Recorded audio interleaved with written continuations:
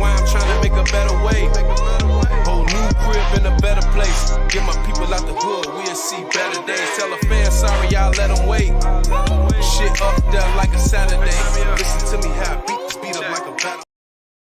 Yo, what up, guys? This is your boy Kofi with KO Sports Talk, and I'm with my co-host Chuck Full Damage Miller. Welcome to KO Sports Talk Hangouts and the podcast, where we're going to be talking everything Chicago Bears, everything Chicago sports.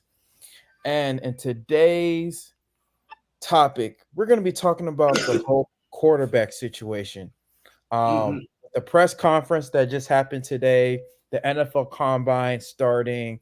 It's about to hit right away, with all the players, all the top prospects coming out this draft. Caleb Williams, Drake May, Jaden Daniels, all the quarterbacks, and some of the best players, Marvin Harrison Jr., Lad McConkey, Roma Dunze, all these players. We're going to get all into it in regards to what Ryan Poles is thinking, what Matt Eberflus is thinking, what the coaching staff is thinking.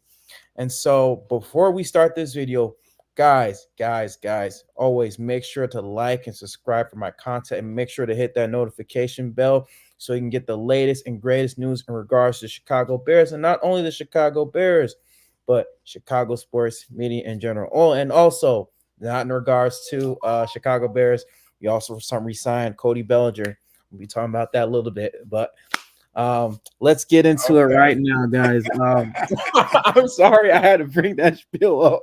I'm a Cubs fan, but I had to bring that up. But anyway, but that's besides the point. Chuck, I wanted to get your input, right? Ryan Poles, he just had his interview today, and from what I saw, man, it almost was like he was it seemed like he was tipping his hand in a bit.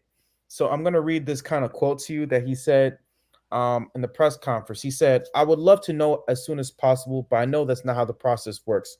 Poles told reporters, "Before free agency, we would be good. And if we're going to do something with Justin, I want to do right by him. And I know that living in that gray space, you want to do something sooner rather than later." So based on that quote, man, with Ryan Poles, what did you kind of get out of that quote? I know he's kind of saying things in between the line, but what were you getting in that quote when he said it in that press conference, man? I'll give you the floor. Let me see what I got out of that quote from Ryan Poles.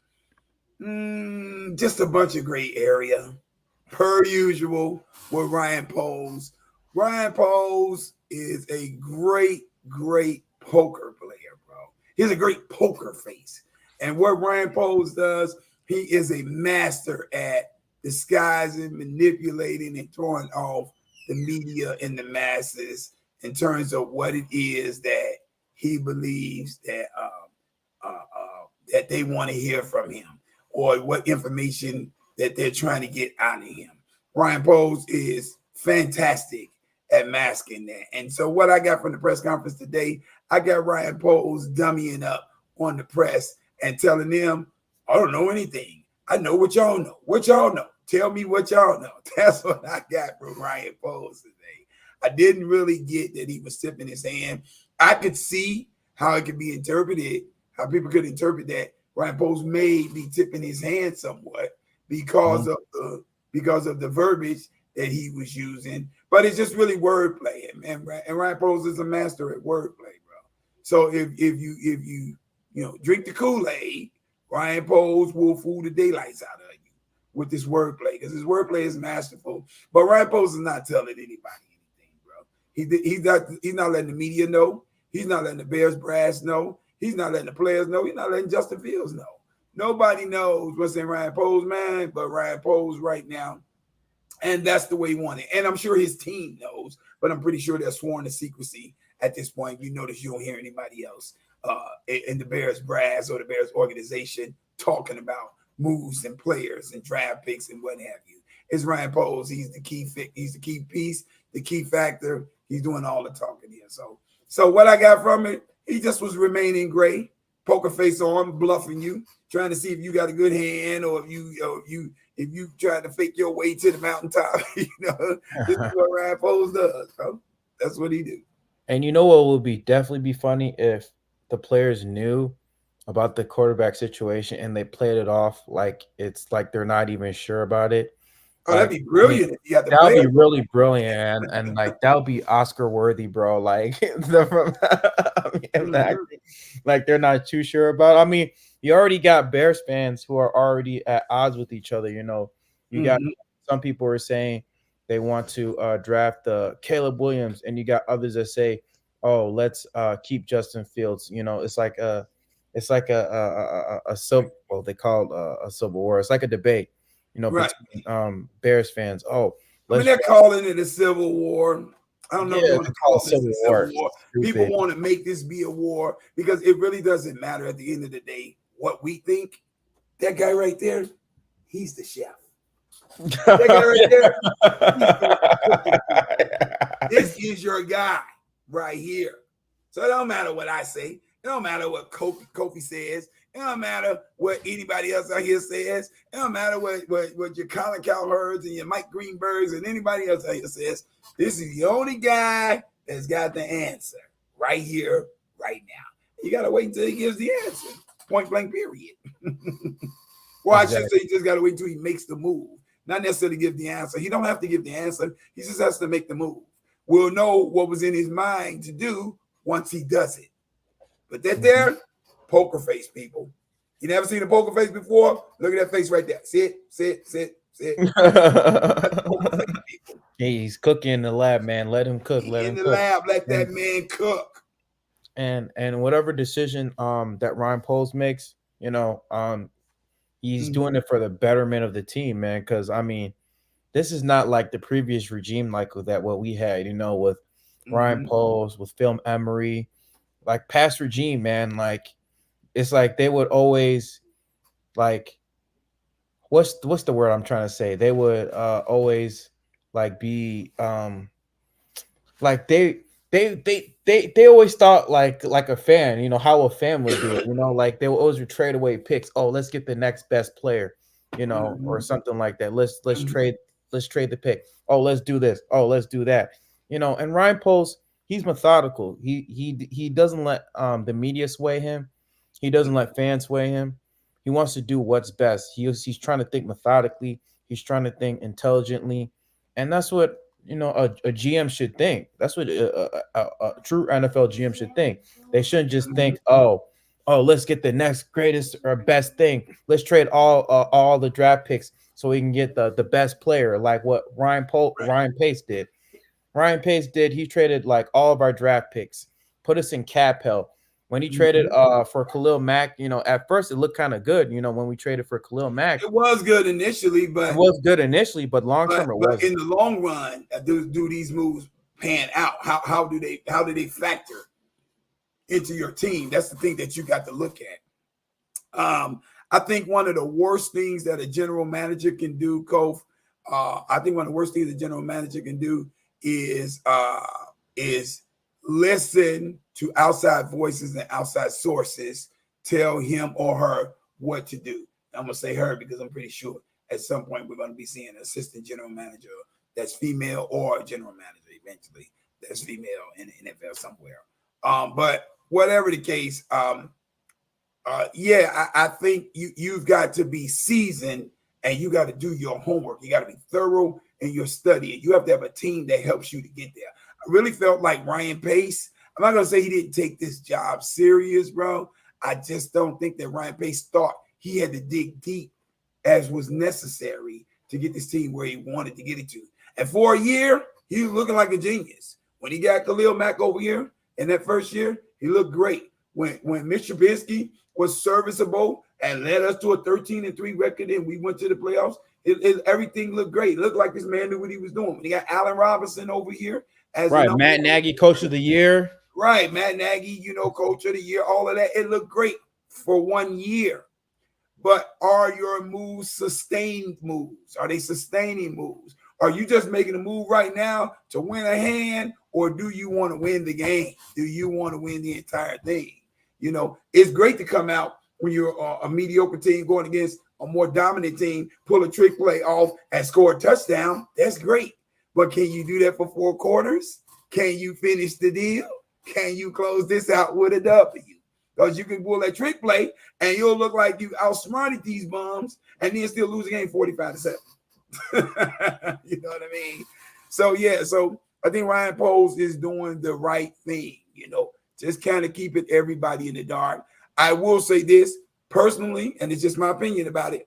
I feel like at some point before any decisions are made, he owes it to Justin Fields to sit down and talk to him, whether that's him talking about trading him or whether that's him keeping him and letting him know what he's going to do with the pick. Because right now, Justin Fields' heart is here in Chicago. He's already stated he wants to be here. He said he can't see himself playing anywhere else. And if this is where this guy wants to be, and if he's going to be your guy, at some point, you got to ease his conscience on things. That's just me. That's my opinion. What did you think of, speaking of Justin Fields thing, what did you think of that 33rd podcast, when he got interviewed by the St. Browns brothers? Did you see the podcast? I did. And I was thrilled that Justin Fields addressed this the way that he did, bro. First off, he brought the world back to reality. That social media is just that. It's a social media outlet. It's just for social people. We should not overly think that stuff and take it that deeply and that seriously.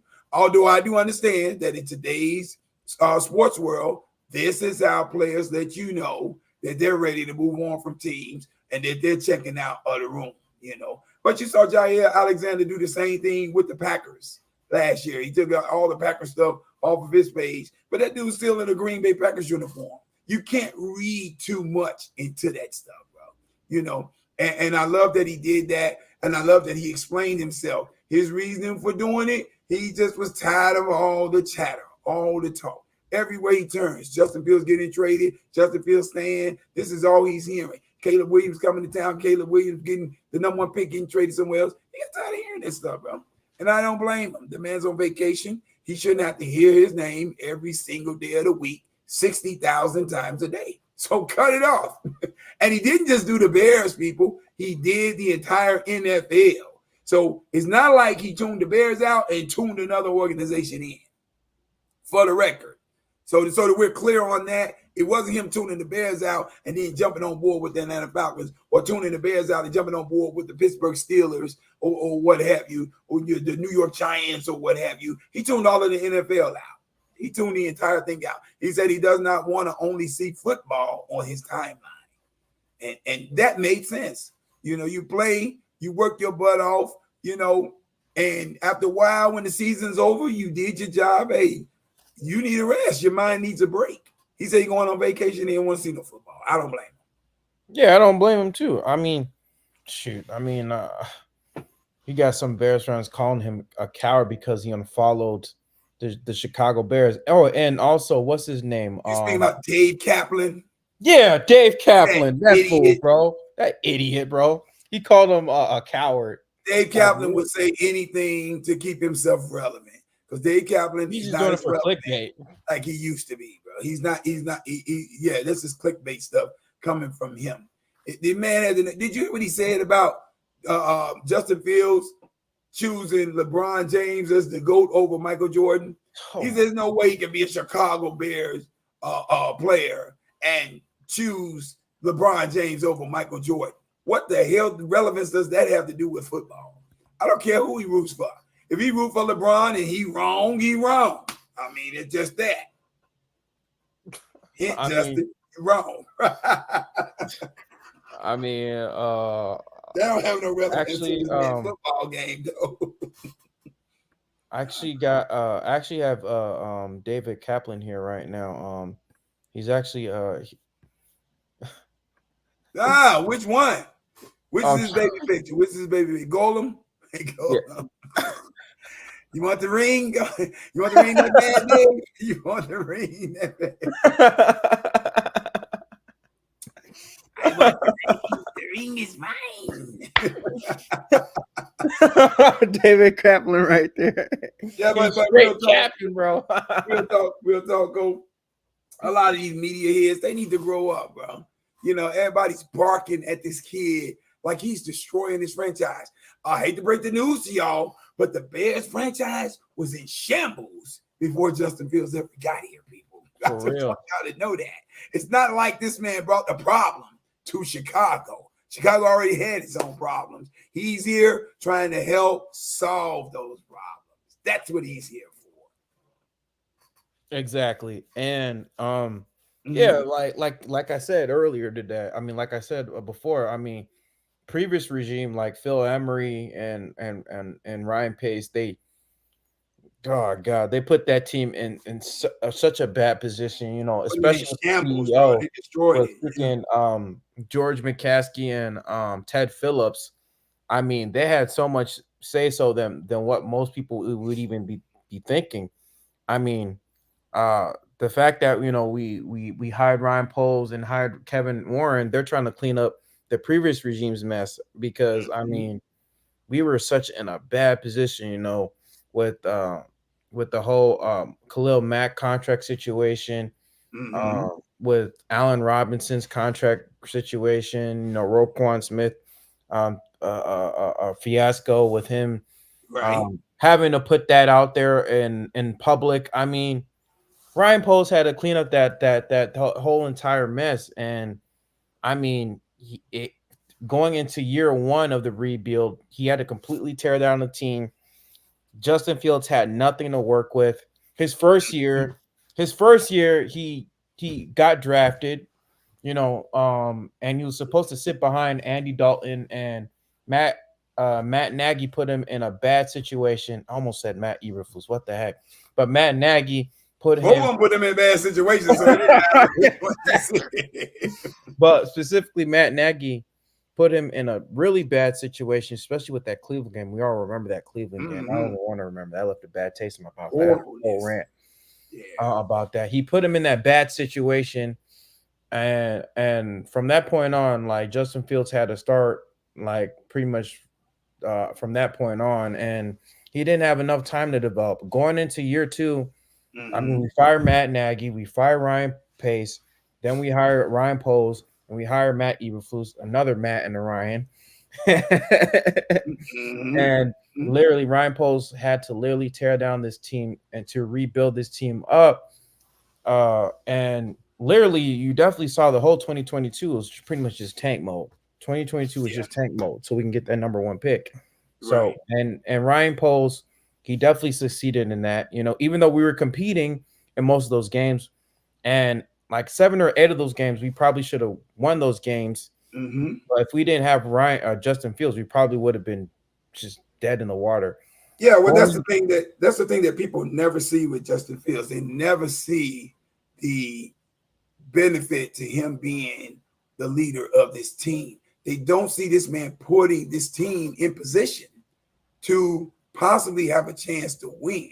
That's the part that they keep missing at. They keep missing that. You know, he doesn't have 13 wins in a season, so he's got to be a sucky quarterback.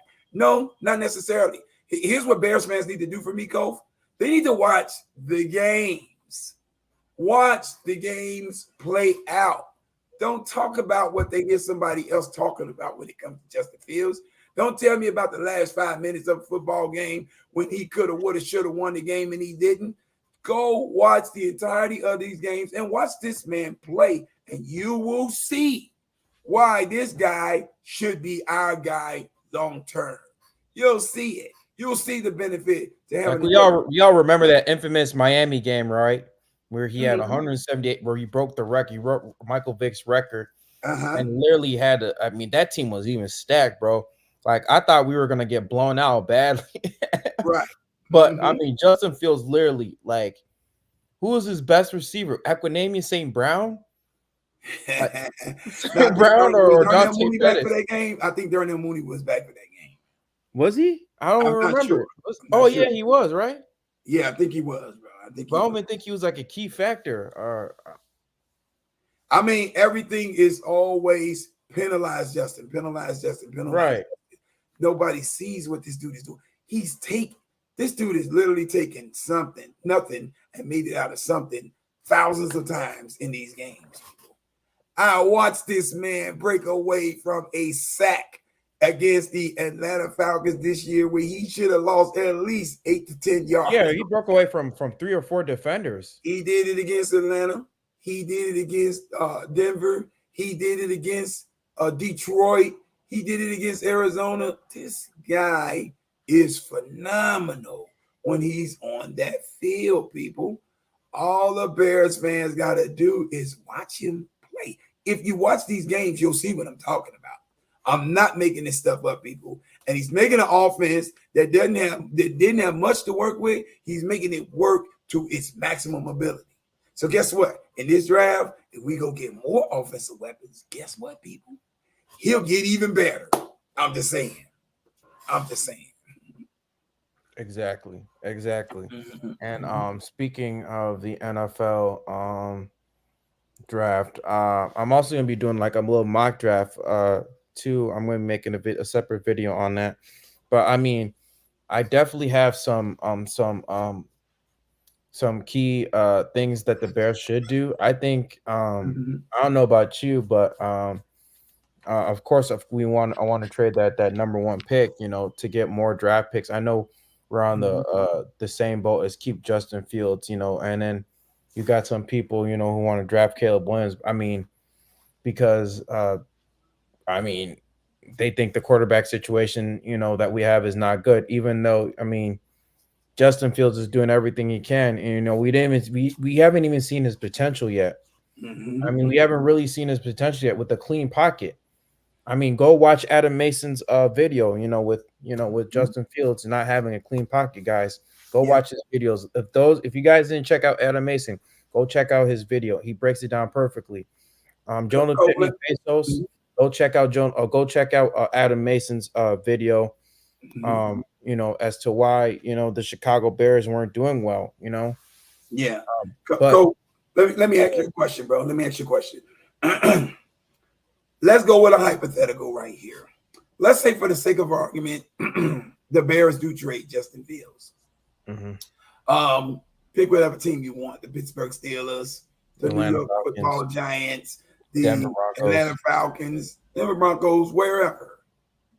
What do you think the trade value should be, or could be, that the Bears could get back for a trade of Justin Fields?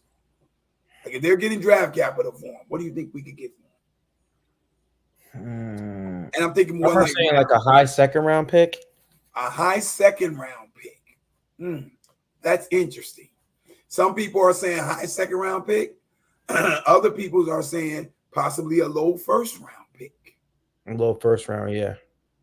This is the discussion that I had with my guys. We were always discussing football, and everybody's a Justin Fields expert these days, so it's whatever. But here's a point that I pointed out to them, and I'll point out to you Bears fans out here right now. Coach, if Justin Fields is worth a high second round pick or a low first round pick in a trade to other teams, shouldn't that tell the Bears fans that this guy is worth maybe more valuable than what we think? Or maybe, just maybe, he's worth keeping? If the Pittsburgh Steelers, who are a quarterback away, storied franchise, right, a quarterback away from being the stellar franchise that they've always been, if they're willing to give up a high second round pick or a low first round pick, and Jonah, you can chime in on this, bro. I see you out here. What's going on, Jonah? If they're willing to offer that for Justin Fields, or the Atlanta Falcons are willing to give a high first round pick for Justin Fields, or a high second round pick or a low first round pick for Justin Fields, the New York Giants and all these other teams, shouldn't that tell Bears fans that this guy is pretty good? Seeing that these teams, and think about the teams we're talking about, people. The Pittsburgh Steelers, they're one player away from being a potential Super Bowl contending Atlanta team. Falcons. The Atlanta Falcons just put everything on a team you could want a quarterback to have. They got the only thing that they're missing is a quarterback. That's all they're missing. Kyle Pitts, B. John Robinson, Drake London. You can go down the line of the list of players that they added. They got a stud defense over there, bro. They got a solid run game, very good run game. Good, come on, good man. Offensive line. With solid defense. Defense is pretty solid. Yeah, and what's the other running back name? I'm forgetting his name right now. Along with Algier, Tyler Algier. Tyler Algier. These teams are solid, people. They're one player away, one position player away from potentially being a playoff team that can make a deep run or a potential Super Bowl team. They should have made the playoffs. I mean, with Desmond Ritter and Taylor Heineke, they were like what, 7-8, 7-10. Oh yeah, they were on the precipice. They was right at the door, bro. Right they were there, right at the door. Yeah, the Pittsburgh Steelers. Did the Steelers make the playoffs? I think they did creep into. Yeah, they did. They did. Yeah, and they did this with a dude, Kenny Pickett, who hasn't figured out how to get and the Mason Rudolph. Them yet. You know, if these teams are willing to trade this high of a pick, and people don't, if you don't know, a high second round pick, that's a high pick. A low first round pick, those are very high picks. That's very high. If they look at this Justin Fields' value as such, and that they feel like they could give up a high pick in the draft and possibly be a potential Super Bowl contender if they got this guy, what does that tell you as Bears fans about what his value, his worth is? The league sees it. Y'all ain't got to see it over here, but I'm telling you, the league sees Justin Fields' value. And these teams believe that if they go get a guy like him, he will take them to the next level.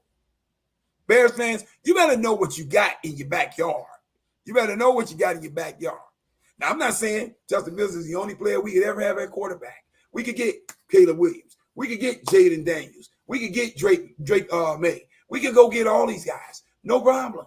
No problem. But whomever we get, you better know his worth and you better know his value.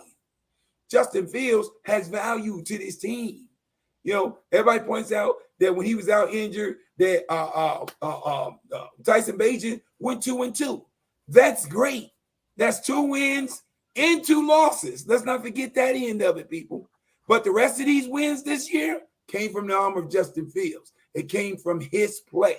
That guy is a leader of men on the field. He's an otherworldly talent. And Bears fans, if other teams can see the value in him to the tune that they're willing to give the Bears a high second round, low first round draft pick, that should tell you this guy has great value. And he's going to add value wherever he's at. And he's been added in here. Just wanted to point that out. And let's not also forget about Tyson Bagent. People are also clamoring for Tyson Bagent to be a quarterback one. I mean, come on, dude. Like, Luke Getsy was dumbing down the offense. Literally, he was pretty much using vanilla offense with Tyson Bagent. He was dumbing it down. Which he should have. I don't really have a problem with him doing that. But there's a reason why Tyson Bagent was QB2 and not QB1 in this offense. The first thing people better recognize about Tyson Bagent doesn't have a strong arm. No. Going down the field, he does not have a strong arm. Now, Tyson Bagent is a smart football player. I love him being our QB2. I don't have a problem with Tyson Bagent. But Tyson Bagent is not going to carry this team to any NFL glory anytime soon. Tyson Bagent is smart. He knows how to go to his check down, but his check downs are actually his first reads from what I've seen in the game. When they leave players open down the field, over the top, you can't reach them, people. You can't read too many, right? You can't reach him. He couldn't reach Tyler Scott. He couldn't reach DJ Moore. Jones, no. Yeah, he couldn't reach Cole Kmet down the field. Well, he reached Cole Kmet a couple of times down the field. But even in those plays, those were coverages where Cole Kmet actually cleaned it up. Now, I'll tell you no lie. He cleaned it up. And one play, Bayless Jones against the Chargers, he had to come back to the ball. Right. Remember that one play? He had to come back to the ball to catch it because Tyson Bagent didn't have a strong arm. And that's no knock on Tyson Bagent, people. I'm just letting you know why he is QB2 and not QB1. If he has strong enough arm, he possibly could be QB1 here in Chicago. But you got to have all the tools to make this happen. You want your best talent at quarterback playing on your team, starting for your team. You don't want a QB who's going to limit what you're capable of doing. And that's what Tyson Bagent does. He limits what the Bears offense is capable of doing. But like I said, that's no knock on Tyson Bagent. I just wanted to point out to everybody, this is the reason why he's QB2 and not QB1. Tyson Bagent is a smart football player. He's a very intelligent football player.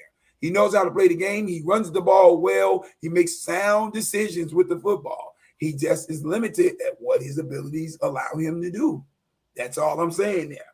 So yeah. So I think if the rest of the world, people, and come on, we got to get real with this. If the rest of the football world values Justin Fields to the point that they're willing to give up that high of a draft pick for him, guess what? And a lot of them are clamoring to see what the Bears are going to do. They're waiting. They're waiting in the wings. The New York Giants, who just gave who was that? Danny Dimes, with like $40-something million a year, $40 million a year. They are looking into Justin Fields.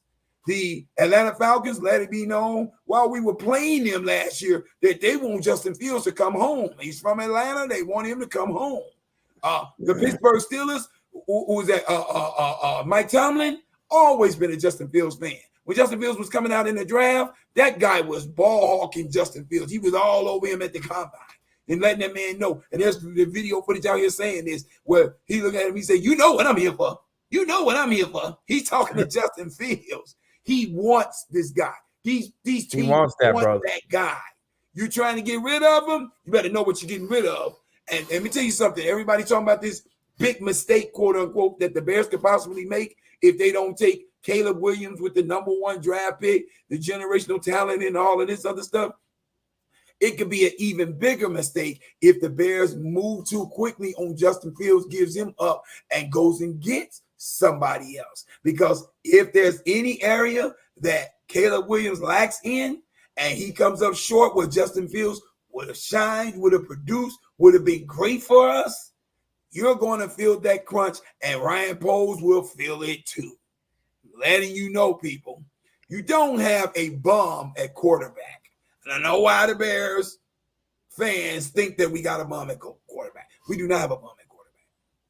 And another thing, they always bring up his fourth quarter stats. He has a very low passer rating. He gives up 16 turnovers, and he's not very good. You know, that's another thing a lot of Bears fans bring up. He's not very good on the last 2 minutes of the game. I mean, what are your thoughts about that? You know, they said they try to make that excuse. Oh, Justin Fields, he's not very good at closing out games. You know, I mean, guys, let's not forget, man. Like, what's up, Swift? I see you out there, bro. Let's not forget, guys. What's up, man? Let's not forget, man. Like, previous to us, you know, prior to them winning against the Washington Commanders, the Chicago Bears defense gave up a franchise record at least 25 points per game in 14 straight games.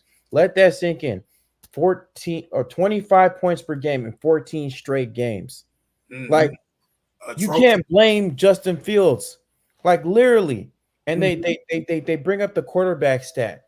Like, most of those games, it was on the defense. Justin Fields did everything he could to put his team in position to win. The Detroit game this year was on the Bears defense. We're dominating that first game, and Justin Fields had the entire Detroit Lions defense on skates. They don't know what to do. Denver Broncos. The Denver Broncos game. He's 28-7 lead going into the fourth quarter. He was 16 for 16. Remember seeing that game? He was like, what, 16 for 16 on in the first half. Out there, bro. In the first half, he was 16 for 16. On in the first half.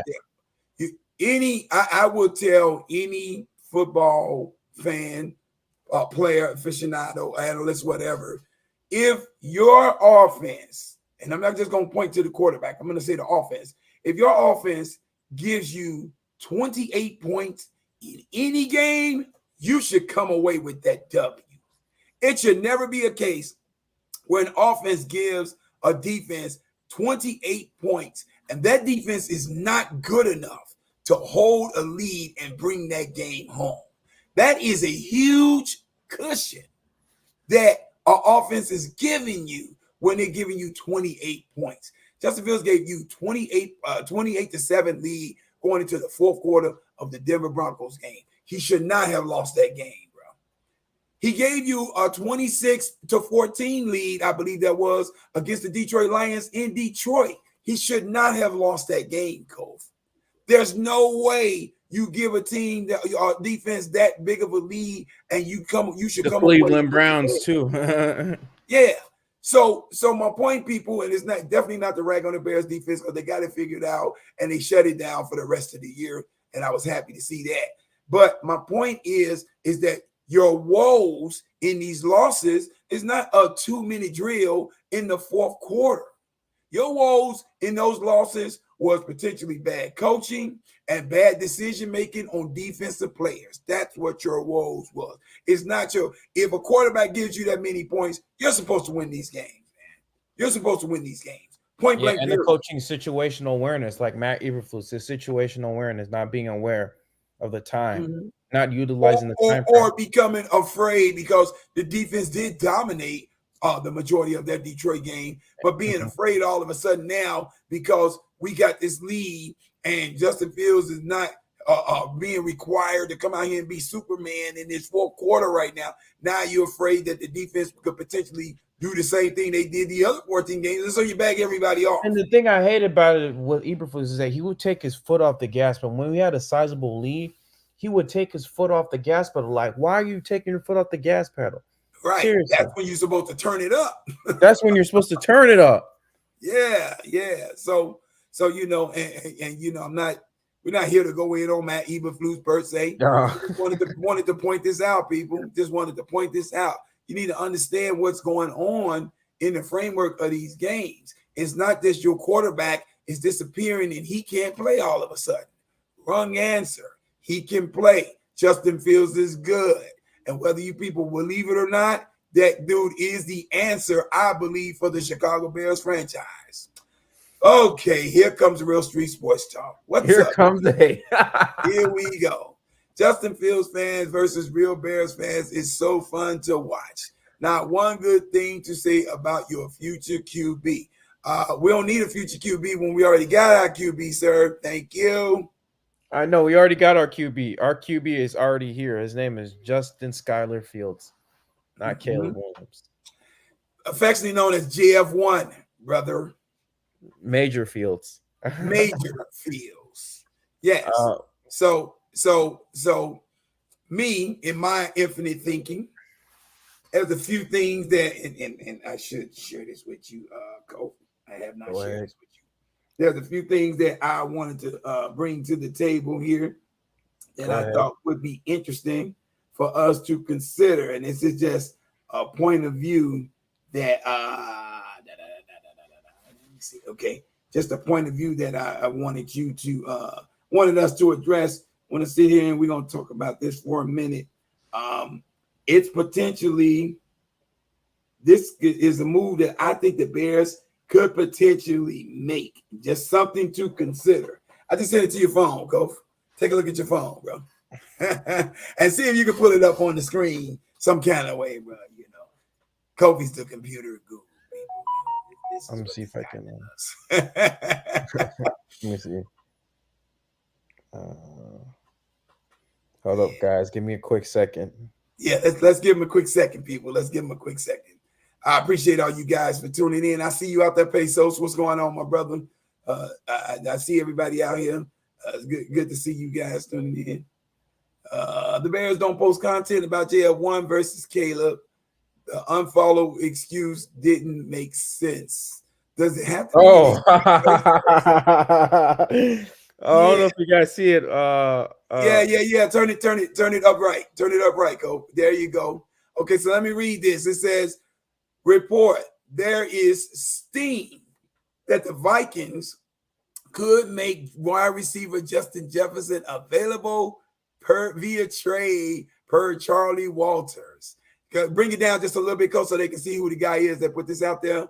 It was Dov Clayman. Dov Clayman. This is something that T.O. from Real Street Sports Talk did share in the group with me.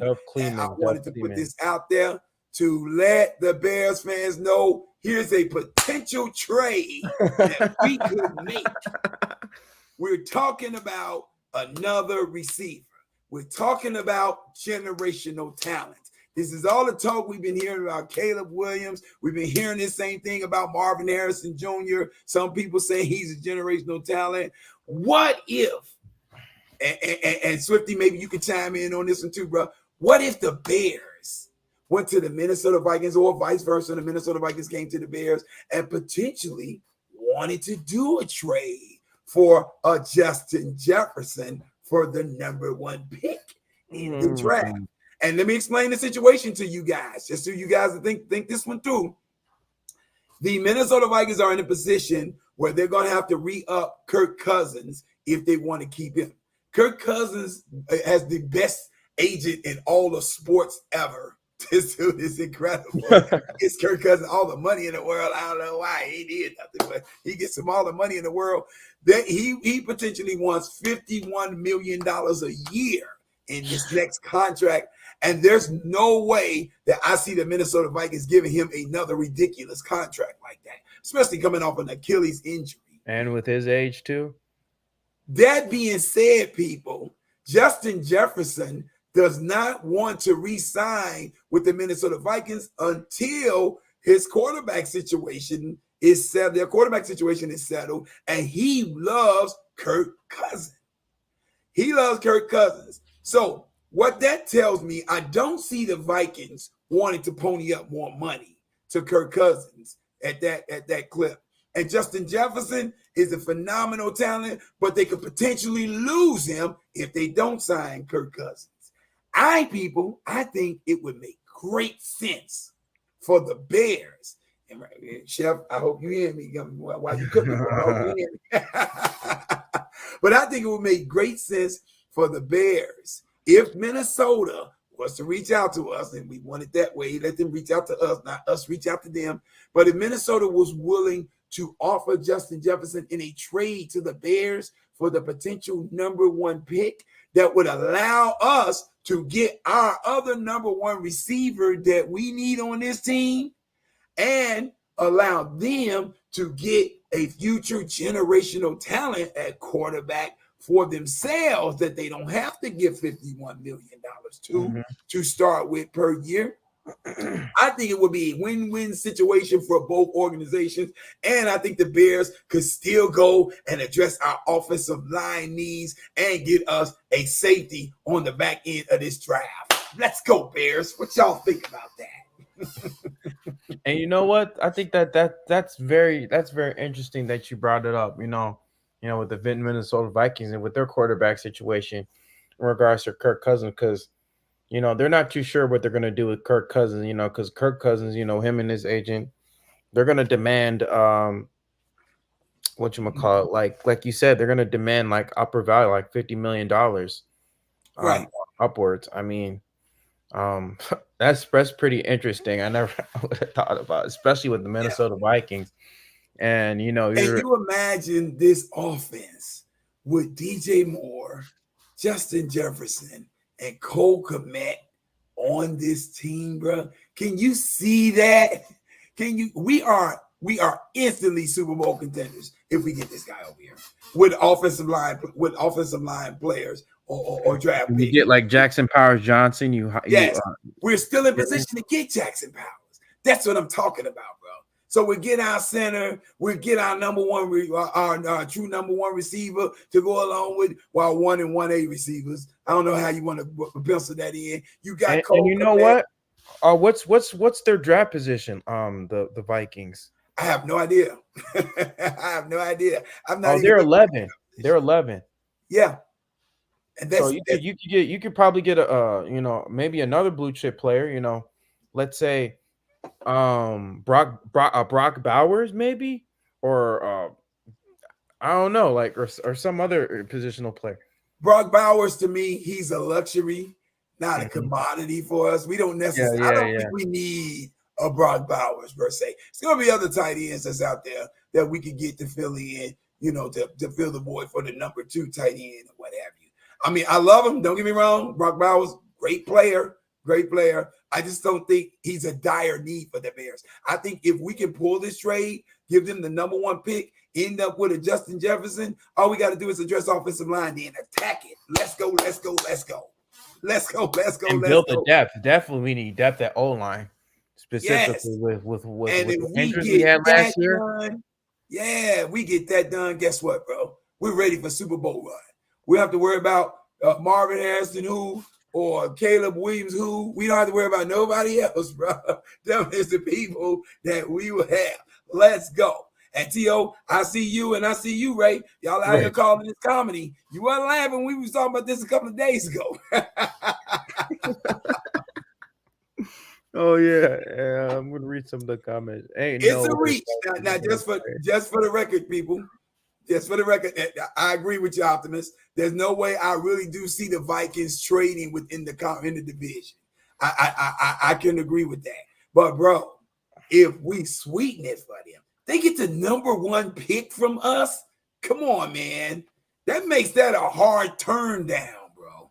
That's a hard turn down. You get the number 1 pick, potentially get you a quarterback who you can do your rebuild with. Plus, your quarterback, if you get Caleb Williams, he already has rapport and is a former teammate of Jordan Addison's, who now becomes your number 1 receiver over there. Come on, bro. This is doable, man. Yeah, and he's familiar with Jordan Addison. Didn't he win the Heisman Trophy with him?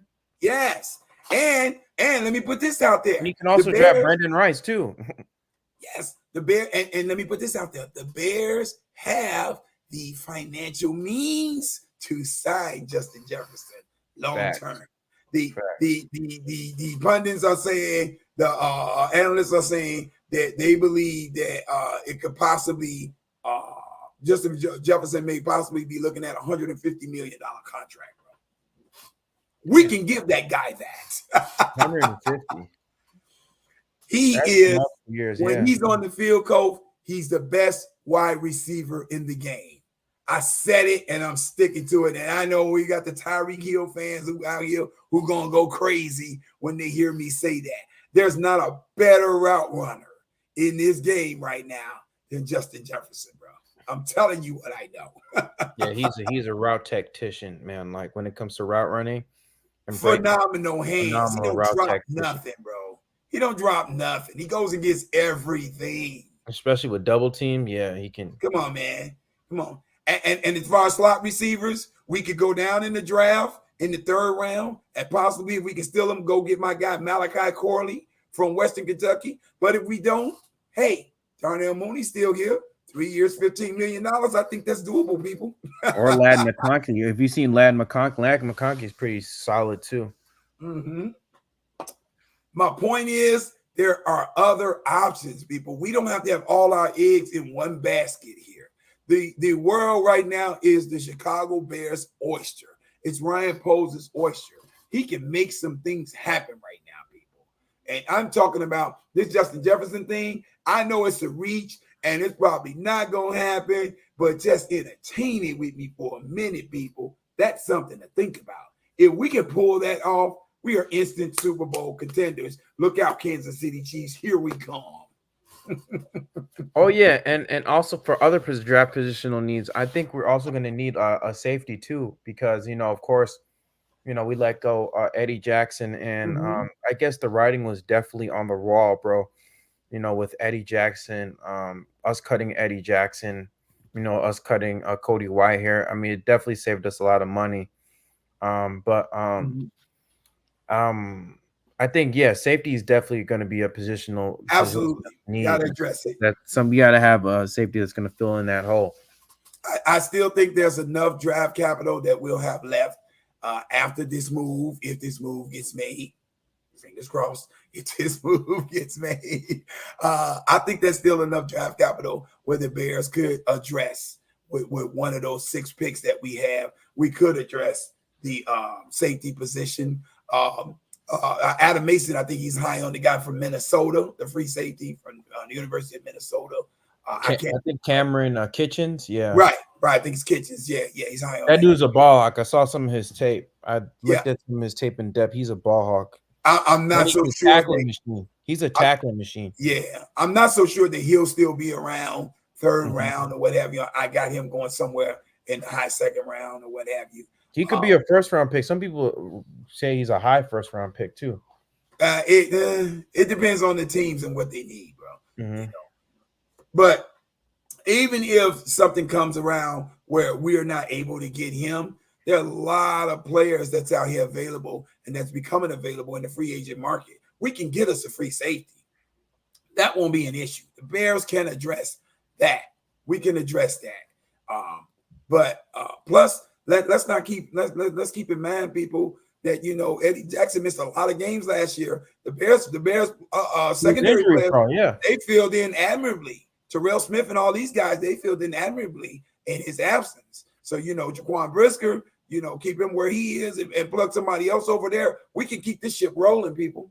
But I'm letting you know that Justin Jefferson thing. If I'm the Chicago Bears general manager, which I am not the chef, I ain't doing the cooking. But if I'm the Chicago Bears general manager, I'm trying to make that move happen, bro.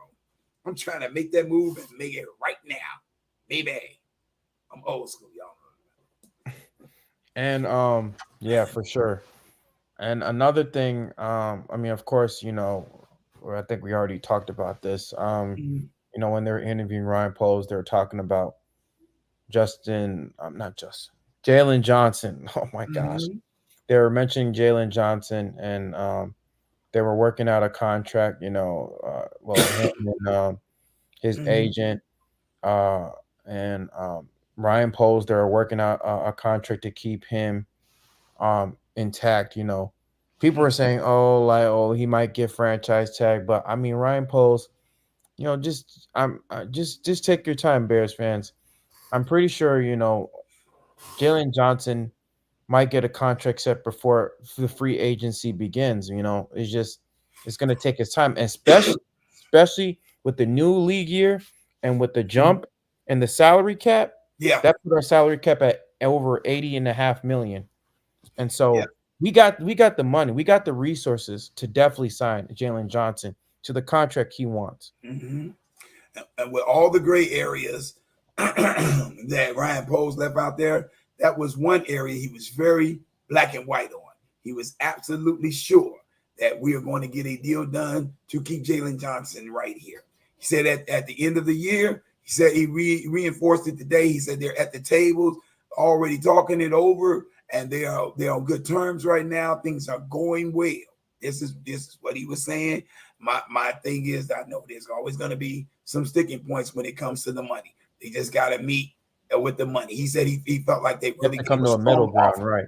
Yeah, he felt like they really gave a strong offer to Jalen Johnson's agent for what Jalen Johnson, they believe they could give Jalen Johnson. So I don't think that we have any problems with getting, getting that deal done. So it's really just up to Johnson and his camp, whether to, because they already made an offer. I believe that's true, right? They already made an offer to him, right? Yeah, they made an offer. Yeah, they definitely made an offer. So I guess I don't know if they're waiting on the counter offer or how that's working out, but that's getting done. But people, think about what I said earlier with the Justin Fields thing. People, if other teams are willing to give us a high second round, low first round pick for this guy, maybe this is your guy all along. Maybe we don't need to go nowhere else. I'm just saying, people. I'm just saying. I'm not saying stay away from Caleb Williams. Don't get him. I'm not saying don't touch your Drake Mays and your Jaden Daniels and all these guys. I'm just saying, if everybody else sees the value in this dude in this league, where would the problem be with us keeping him? That's all I'm saying. And also, I don't know if you saw this, but did you see the Peter King? I heard about article? Did you see the article? Peter King, he mentioned that the Bears are going to trade down twice. They're going to trade the number 1 pick and the number 9. Yeah, and the number 9 pick. What did you think about that whole thing with what Peter King said? Sounds like an Adam Mason take. I think Adam Mason is more popular than what he realizes. Because I keep hearing things. Yeah, he's watching Adam Mason and Swifty. Yeah, I keep hearing things from other people. And then when I go listen to Adam Mason, Adam's like, hey, man, he stole that from me. He got that from me. And I don't think he's lying, bro. I really don't think Adam Mason is lying. But no, I'm just joking with the whole Peter King. Yeah. Peter could come up with that all on his own. I think it's potentially possible that the Bears could do a double down on a trade down with number 1 and number 9 to get more picks, to get a larger load, a larger haul. Because right now, all the Bears have in the draft is 6 picks. We got 2 in the first round. Our next one is at 75 in the third round, and then we got 2 fourth rounders and I think it's a 7th rounder and 6th rounder or something like that down there at the bottom. So we only got 6 picks. We got 6 valuable picks. Don't get me wrong; they're very valuable, but it's 6 nonetheless. So the haul is not as big as it could be. It could potentially get bigger. Could be especially if 10 we or find 11 someone, picks. especially if we find someone like the Minnesota Vikings to take a trade for that number 1 pick and give us something in return. And I believe it could be 10 or 11 picks, because I remember last year, with Ryan Poles, like he turned that pick into like what, 10, 11 picks last year. So yeah, it was ridiculous the haul that he got back. It was a ridiculous haul. Yeah, it's ridiculous haul that he got back, and he instantly built our defense phenomenally better. You know what I mean? He got us a number 1 receiver over here for the first time in years. Got a stud right tackle and Darnell Wright. Exactly. Solid cornerback in Tariq Stevenson. Even though the first half of the season he got cooked, but the second half of the season, like he started like.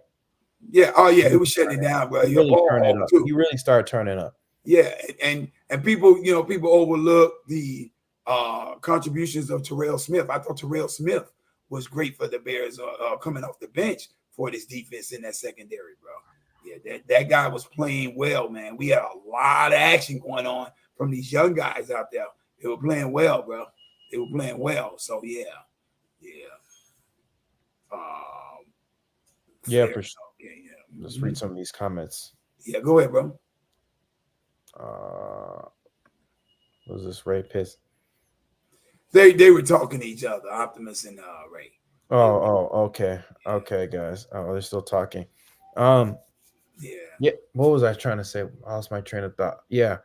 Yeah. I mean, like he just turned those picks into 10 or 11 picks, and so, based on the NFL 2024 draft, I won't be surprised if he is able to turn, these 6 picks that he has into maybe 10 or 11 picks. Some people are saying this draft is more valuable than last year's draft, and so he could probably get more for Caleb Williams. It's just only a matter of time. He's got to do the interview process.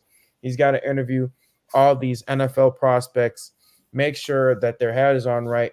And one thing he also reiterated in the interview is that he wants this player to have thick skin. He wants them to be to have great leadership. He wants them to have great character, great integrity.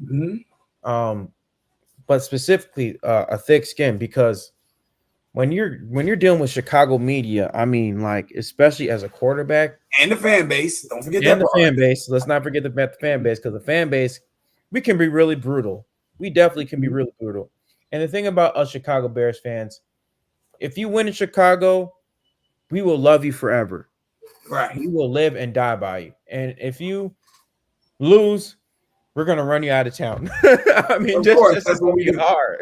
That's what we do. When you're in a big market team, all eyes are on you. Like, if you lose a game, that's gonna be on the quarterback. If you win a game, that's gonna be on the quarterback again. And so what he reiterated is that you have to have thick skin. And hopefully, I mean, based on, I don't know what Ryan Poles' decision is going to be, but I mean, like you said, we already know what me and you stance are, to keep Justin Fields built around the team. But I mean, hypothetically speaking, I mean, like we said, if he does pick Caleb Williams, hopefully, he might have thick skin or not. So let me ask you this, bro. Let's go to the other side of this coin. Let's say Justin Fields is our guy, and Ryan Poles is sold on him. He wants to keep Justin Fields. He's ready to trade this number 1 pick, go down and potentially get a haul. Are we completely sold that Marvin Harrison Jr. is the guy we just got to have? Or do you look in this draft and do you see that if we trade down and miss out on Marvin Harrison Jr., that we could potentially can get this haul and go get other receivers in the place or in the stead of what Marvin Harrison Jr. would have been and still be this quality playoff bound contending team. How do you view that, bro, with the Marvin Harrison thing? I mean, I still think we could still be a quality playoff team. It's all about. I mean, is he a can't miss product to you though? Do we have to Marvin have Harrison? Yeah. Man, that's really hard because I'm looking at Roma Dunze. Roma Dunze too. Mm-hmm. To me, he's also can't miss. Yeah. And so, but plus when keep in mind, Cove, there are wide receivers that have just hit the free agent market too, like my guy over there in Buffalo, Stephon Diggs. No, not Stephon Diggs. Gabe Davis. Gabriel Davis. I wanted Gabe Davis last year. I'm not gonna tell you no lie, bro. I love Gabe Davis. Any dude that can go into a playoff game in Kansas City and give you 3-4 touchdown catches. I want that guy on my team. Yeah, I want that guy on my team because he got ice in his veins. That guy. Yeah. And he's not the only one. In case we don't re-sign Darnell Mooney, he could be like your number 2 and then number 2, number 3. Yeah, that's what I'm saying, bro. That's what I'm saying. I don't know that for me. I don't know that as great a phenomenal talent as I believe Marvin Harrison Jr. is, and he is phenomenal. Yeah, it's definitely deep in wide receiver. This is deep. I don't know that we just gotta go all in to get him. You know what I mean? I definitely agree with that. Yeah. Yeah. I think we could spread the love around and get a whole lot of other weapons in here. Now, I'm not saying that if we go get them, that I'm not saying that we shouldn't go get him. I'm not saying we shouldn't go get him. So we get this guy, no problem. Marvin Harrison Jr. is a phenomenal talent. But I don't think that's got to be where everything stops for us. That's all I'm saying, bro. I think we can load this team up if Ryan Poles is able to make the moves like he wants to, bro. I believe that, bro. This team can be a heavy hitter, quick, fast, and in a hurry coming in the next year, bro. 3 wins the year before, 7 wins this year. And who knows with this move, with this draft, with the draft capital we got now, with the signings that we could bring in, who knows what the potential of this team could be this year. This team could be 10, 12, 13 wins possibly. Ain't no telling, bro. No telling. And a playoff run. Optimus says the Hall thing is tricky. Seattle got a mega haul from Denver, and they still didn't make the playoffs last year. What are your thoughts about that? You got to draft. You got to draft soundly. ITO and you got to have good people around you, good scouts. Right. You got it. You can't just go and say, "Oh, this big name guy here coming out. That's a big name guy there coming out. We're gonna grab all these guys because they got the big names." No, you got to see. You got to see what the talent level of these players are, and you have got to see the if they fit the system, or how they fit with your team. Because not everybody fits with everybody's plan, everybody's approach. I for one, I'm curious to know how DK Metcalf fits in with Seattle at this point, because I really do feel like they make that guy disappear in that offense too much. And he's too big, and this dude is too fast, and he's too awesome for you not to be using that dude more often. I'm curious to see how they're going to make that work over there. But I'm just using that as an example that just because you get a haul does not guarantee that you're going to have a better team based on that haul. Depends on what you do with those picks.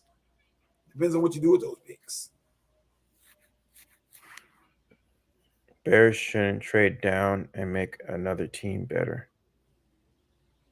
The Bears shouldn't trade down and make another team better. Well, just know this, Ron. The trade down is factored in for us to make our team better. Now, if another team benefits from that, kudos to them. But they got to make that work. You see how it worked last year with Ryan Poles and the move that he made with the Carolina Panthers getting the number 1 pick. Yeah, they got the number 1 pick. They got Bryce Young, who I believe in the long run will be a great NFL quarterback. But the Bears cleaned house on those guys. He got their number one receiver. And their owner, David Tepper. He took their number one receiver. He took their number one running back. He took their starting quarterback. That guy took everything from them, and he fleeced them with the draft picks and left them high and dry. But they got Bryce Young. You can't win with just at what cost? A lot. Right. You can't win with just one player. So if that makes the other teams better, then kudos to them. But we can't concern ourselves with them, Ron. We got to get us better, bro. That's our goal here. And the thing with Ryan, like you said, Ryan Poles, he's holding his cards deep in his pockets, man. He's not letting anybody know what's in his hand, man. He's like he has like a poker face, you know. Mm-hmm. And he's not letting anybody, you know, read his mind or read his thoughts. He's got everybody guessing, you know. You know, I use this term during the season at the post-game press conferences with Matt Eberflus. I say that, you know, he get up to the podium and people would ask him questions. Matt Eberflus would give out word salads, where he just saying a bunch of gibberish and saying a bunch of words and he really not saying nothing. That's what you saying about the quarterback situation. That's what I heard Ryan Poles doing today. He was giving out word salads, bro. He was a whole lot of gray areas and very few defined black and white areas, bro. So yeah. I don't know. I was watching Chicago Bears Central, and he was like saying, you know what would be funny? Mm-hmm. What would be funny is that if the Bears trade Justin Fields and trade the number one pick. I mean, that'd be hilarious. That'd be hilarious. He was like saying, I'll wear a freaking Joker face mask with my smiley face on it, and I'll laugh my ass off. Yeah, bro. I mean, man. Yeah, you will be like, where's the Bears Civil War now? Right. That is a scary thought, to say the least. Get something right. Don't get it all wrong. Get something right. Jesus. That is but yeah. I'm like, okay, let's end this Civil War. Let's trade Justin Fields and trade that number one pick. And give away Tyson Bagent too. That might as well. If you're gonna do all that, give away everything. Just start over. Start from scratch. Yeah, but I think the Bears are in a phenomenal position. I think Ryan Poles, I said it last year, I'll say it this year. I believe this guy, if he makes all the right moves, he could particularly put himself in position. This guy right here, to be general manager of the year, people. I think this guy is making some great moves. And I think anybody that's thinking they're outsmarting him with his decision making is a fool. You see this guy here, people? This guy helped with that Kansas City Chiefs dynasty that you're looking at right now. He helped put that together. He was a part of that. He comes from that. The man is very smart. That's the team he built. That's what we're trying to build. We're trying to build a dynasty here in Chicago. And I think this one's on its way. I really do. I think in year 3, that's where you got to come and see me right here. Year 3. Year 3 of the Ryan. And everybody's saying, what dynasty? Dynasty? Justin Fields is not a franchise quarterback. What are you talking about, Charles? What are you talking about, Kofi? He's not a franchise quarterback? Tell the Pittsburgh Steelers that. Tell the Atlanta Falcons that. Tell the New York Giants that. Tell the Las Vegas Raiders that. These are teams that are looking to come and get this guy if the Bears make him available via trade. These are teams that are looking to come and get him. I'm just letting you know, fans. People, I'm letting y'all know, Bears fans, KO Sports Talk fans, if we give this guy up, you're going to be sorely disappointed when you see where he goes and what he's able to do. I'm letting y'all know that now. All right. I think I went over the hour mark. Yeah. Well, let's see some final thoughts. Let's look at a little more of the comment section. Okay. Bears have an opportunity to build a consistent winner. Yes, that's true. Yes, we do, Brent. Yes, we do, brother. Optimist says chilling, bro. The word of the day is suspense. I think, he said, Jonathan, he said, what's the word of the day? He said, The word of the day is suspense. Can't wait to Absolutely. training camp. Because that's all Ryan Poles is doing right now. Optimus is keeping us in suspense, bro. Yeah. Everybody's guessing. Everybody's hoping. Everybody willing. Justin Fields out with it. He don't even want to hear nothing about no football right now, bro. He don't follow the Bears and the NFL. I don't hear enough of that on my timeline. Enough of that already. It says it doesn't matter what other teams think. It's about what Justin Fields has or has not done so far that will make him a franchise QB or not. Okay. And a great question today, Jonas, is what do you think he has done or has not done as a QB? I personally, I think he's done more than his job, bro. I think I watched this guy keep plays alive where there was absolutely nothing going on. Should have been sacked, should have been killed. And this guy breaking out for 60-yard runs, making phenomenal pass plays down the field, throwing darts and putting balls on a rope to hit receivers in key situations, bro. Yeah, I just think, everybody wants to find a flaw in this guy. I'll say this, like I shared earlier with my guys, every QB has something that they can work on. So it's Justin Fields. Even Patrick Mahomes has flaws, dude. Right, and Justin Fields is not perfect. He has things that he's got to work on. Oh, of course. Yeah, we definitely addressed it. He's got to work on reading the defenses better, Mm-hmm. His pre-snap. People want to say he got to work on getting the ball out quicker, so I'll give it that, Yeah. But that's in the fourth quarter. Everybody wants to talk about these 2 minutes in the fourth quarter. Yeah, let's work on getting better at that too. I don't have a problem with telling them to work on getting better at that too. But just don't think just because he's not perfect in every area that this guy is not the guy. Josh Allen is one of the top 3 quarterbacks in the NFL, but he throws an interception or gives a turnover away at least once a game. Does that make him a bad quarterback? Absolutely not. Josh Allen is a phenomenal quarterback, but he has things he can work on. Everybody got something they can work on, bro. Everybody got something they can work on. He hasn't done enough. He had flashes, but that's it. We still stuck on potential, not what's actually happening, and that hasn't done enough. So what is enough for you, Jonas? I would love to know, because if he hasn't done enough when he's averaging almost 25 points a game for 7 games on a team last year that didn't have any offensive weapons to speak of, then I don't know what enough is. You see this guy come on the field and he's putting up 30-plus points against top 10 defenses like the Atlanta Falcons. Atlanta had a very good defense this year. You just saw the Detroit Lions go to the NFC Championship game and give fits to the San Francisco 49ers before San Francisco pulled that game out. That dude, he destroyed that defense. He destroyed the Detroit Lions defense, Justin Fields did, in 2 straight games, bro. What are we looking for? If you and please, let's not talk about wins. Wins are not a QB stat, Jonas. That's a team stat, bro. It takes everybody collectively to close the game out. Only thing a QB can do is do his job. That's the only thing he can do. He can't play defense. He can't call the plays. He can't call the blitz. He can't run off the edge. He can't go intercept the ball. It's a whole lot of stuff that he can't do. He can't run the ball and hold on to the ball. He can't go out down the field and make all the catches, bro. I mean, what do y'all want? I'm done. Okay, go. Yeah, man. I'd like to thank all you guys for coming, man. But yeah, I mean, we can have this conversation a little more for next week, and we could do like a little mini mock draft too, talking about who we would like to draft and stuff like that. I know I'm going to do my mock draft later on. Stay tuned for I'm going to do a later video on that there. But as always, guys,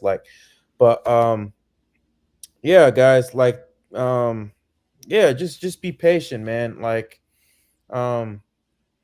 We just gotta let I mean, I know I've already said this, be patient, Bears fans, this and that, but I mean, Justin Fields, to me, I think he's done enough in order for us to keep him as QB1 because he's done everything that he can to make sure that he is QB1. But I mean, like I said, I mean, who we know? We're just regular Bears fans. Click on that comment, that Which comment one? like middle ways up, what Brent just said about Justin Fields. Justin ran an offense that was not built towards his strengths. When they changed the offense, he succeeded. That's what Justin Fields did right there, Jonathan. That's what he did, bro. Great comment, Brent. Great comment. But that's exactly what he thinks. And if you think Justin fumbles a lot, you cannot want Caleb.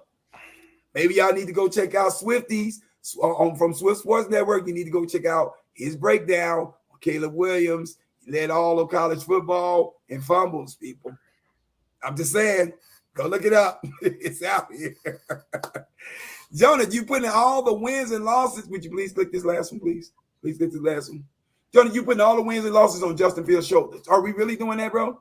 You play football, Jonah. You know how this goes, bro. Yeah, we know defense. Like, come on, dude. Like, I brought up the stat with the defense. Bro. It's a 53-man roster. Everybody has a 53-man roster. And let's not forget about the coaching, too. The coaching also played a part in us losing. You can't put everything in the lap of the quarterback. Everything does not fall to his responsibility, bro. Sorry. You my guy, Jonas. And let's not forget about the wide receiver drops. What about the wide receiver drops? Yeah. The situational awareness with the coaches. Like what Brent said. Yeah, exactly. Thank you, Brent. Thank you. Can't play defense. He can't throw and catch the ball. Doesn't call plays. Yes. All of this plays a role. Yeah. So all the wins and losses are not on Justin Fields' shoulders. Not everything is on his shoulders. When the man gets it done, nobody talks about that. He went in Minnesota against a nasty defense this year that was in a zero coverage blitz package that was blitzing almost every single down and pulled a game off with field goals, bro. You hearing me? Field goals. You get it done with field goals, you're doing something. And that is tough to do. It's not easy. You don't believe me? Go ask who is that? Go ask Brock Purdy how easy it was to go in Minnesota and win a game against that defense, bro. Brock Purdy went in there. That defense gave him fits and picked him apart, bro. That was not easy. So for Justin Fields to take this team in there with that offensive line and still get it done, that's saying something, bro. That's saying something. Cover zero is pretty hard to beat too. Especially when they're blitzing. They know how them was coming, bro. They coming every down. They coming. This is always fun. He needs a wide receiver to throw to. Watch how much they invest into the offense if they draft a rookie. It's going to prove Poles never really believed or invested in Fields. Not sure I'm clear on what you're saying right there, Brent. I think he meant drafting Caleb Williams. If they draft Caleb Williams, it shows proves Ryan Poles never really believed in Fields. So I mean, like, yeah, if you draft Caleb Williams, don't expect to go to the playoffs, Bears fans. Don't expect us to. Yeah, you got to give him room to grow. You got to give him room to grow. That's all I'm saying. Jonas, Optimus, if you want us to draft Caleb Williams or draft any quarterback in this upcoming draft, don't expect us to go to the playoffs. I'm dead serious. Right. Don't expect us to go to the playoffs. Yeah, you got to give room for the quarterback to grow. Yeah, you got to give him space to grow. And it would not be fair. It would not be fair for y'all to jump down his throat immediately, which is what Bears fans are known to do. If he doesn't come out and light the world on fire, Exactly. Everybody wants the next quarterback that they get to be C.J. Stroud. Not everybody's going to be C.J. Stroud, people. Some quarterbacks, it takes some time. C.J. Stroud came into a great situation. He came into a franchise that was building from scratch, and they built well. They built some great. They gave him a great receiving core. They gave him a solid defense. They gave him a quality running back. They gave him a nice offensive line. They gave C.J. Stroud some things to work with, and C.J. Stroud was phenomenal. Taking nothing from him, he was phenomenal. But not every QB is going to be C.J. Stroud right off the bat. Takes time, people. Takes time. Yeah, but anyway, guys, I'd like to thank all you guys for coming. Make sure to like the video, and subscribe for my content. Make sure to hit that notification bell. But as always, guys, how we always end it, as always, Chicago up. Bear down. Let's go.